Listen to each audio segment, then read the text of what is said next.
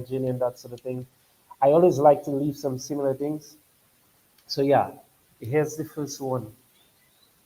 There is nothing separating a Caribbean person from a US person, from a British person. They're not smarter than us. They're not more capable than us. I am proof of that. I'm just a Dominican guy, educated at convent prep, educated at grammar school, self-studied. And they hired me to build their stuff, right? Like, and I'm building comparable stuff to what comes out of Silicon Valley here. I love leaving similar things to that because it's just like those things don't get said enough. People don't hear Mhm. that stuff. It doesn't mean you can leave, you can do whatever you want to do, you can be wherever you want to be, but believe that you are good enough to do pretty much anything you see being done outside. Um, so absolutely want to leave that out to any listeners out there. Um, yeah, I like you can see in my journey, I really think that it's gonna be us that builds up the Caribbean, these small islands, the OECS.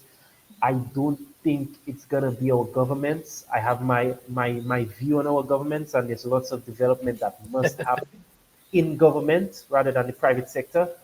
But there's also lots of development that must happen in the private sector, and Mhm. I don't see us acknowledging that. One of the things the Chinese do really well is their diaspora goes to other parts of the world and then creates markets that flow money back to China. Not to China, That yeah. has made China, in some measures, the richest country in the world, going from a super poor country. Like that happened in our parents' lifetimes. That happened in the last 50 years. When I look at the Caribbean islands, when I look at Dominica, Dominica has 50,000 people on the island and 200,000 people outside. Those 200,000 people, and those 50,000 people should be trading to push money into Dominica so that Dominica gets better, becomes a better place to live, a place with more job opportunities.